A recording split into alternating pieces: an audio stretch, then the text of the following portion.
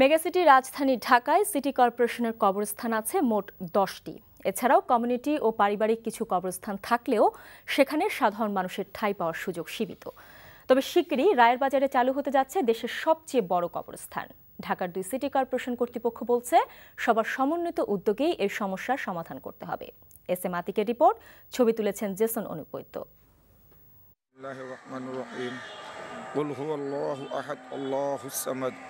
একটা সময় পর সবারই গন্তব্য এক স্থানে, সত্যিকারের স্থায়ী ঠিকানা হয় যেখানে কবরস্থান। তবে রাজধানীবাসীর অনেকেরই মৃত্যুর পর ঠাঁই হয় না প্রিয় রাজধানীতে, কারণ 2.25 কোটি মানুষের শহরে কবরের সুযোগ আছে মাত্র কয়েক লাখ মরদেহের। ঢাকার 2 সিটি কর্পোরেশনের নিয়ন্ত্রণাধীন কবরস্থান আছে মোট 10টি। এর মধ্যে ঢাকা দক্ষিণ সিটি কর্পোরেশনের তত্ত্বাবধানে আছে আজিমপুর, জুরাইন ও মুরাদপুর শিশু কবরস্থান, যেখানে মোট কবর দেওয়ার সুযোগ রয়েছে প্রায় 45,000। আর উত্তর সিটি কর্পোরেশনের তত্ত্বাবধানে কবরস্থান আছে 7টি। এর মধ্যে উত্তরায় 4টি, মিরপুর, বনানী ও খিলগাঁওতে একটি কবরস্থান রয়েছে, যেখানে মোট জায়গার পরিমাণ 83 একর। কবরস্থানের জায়গা সীমিত হওয়ার কারণে স্বজনদের কবর সংরক্ষণ করার সুযোগ সীমিত। রাজধানীতে এক একটি কবর স্থায়ী হয় 1 বছরের মতো, তবে সামর্থ্যবানদের সর্বোচ্চ 25 বছর মেয়াদে কবর সংরক্ষণের সুযোগ রয়েছে। এছাড়াও কমিউনিটি ও পারিবারিক কিছু কবরস্থান আছে রাজধানীতে, যেখানে সাধারণের দাফনের সুযোগ সীমিত। তবে এমন পারিবারিক কবরস্থানও রয়েছে যেখানে পরিবারের সদস্যের চেয়ে স্থানীয়দের কবর সংখ্যা অনেক বেশি। এলাকার লোক যেই আসুক, আমরা কেউ ফেরত দিই না, কবর দিয়ে দিই। বাইরের কেউ যদি আসে তাও আমরা দিই, মানা করি না।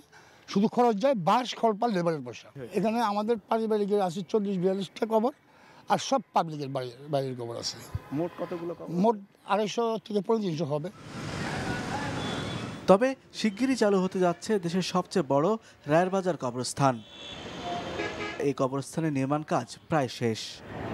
450 বিঘা জায়গার উপরে রায়ের বাজার কবরস্থান, এবং এখানে প্রায় লক্ষাধিক 1,10,000 লোককে অ্যাট এ টাইম এখানে কবরস্থ করা যাবে।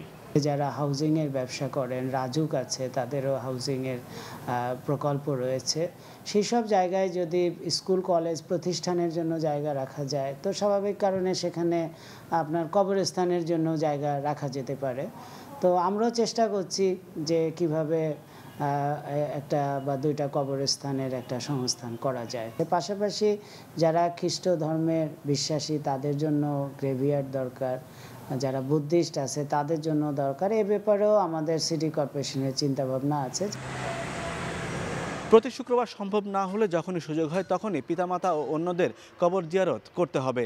তবে রাজধানীবাসীর অনেকের ইচ্ছা থাকলেও তারা এই কাজটি করতে পারেন না, কারণ গোরস্থান সংখ্যা সীমিত হয়, স্বজনদের দাফন করতে হয় গ্রামে। তবে রায়ের বাজারের মতো এমন গোরস্থান তৈরি হলে তাদের সেই মনের আশাটাও পূরণ হবে, কেননা মৃত ব্যক্তির জন্য সন্তান বা স্বজনদের দোয়াই নাজাতের একমাত্র পথ। S M Atik, NTV news, Rayer Bazar, Dhaka.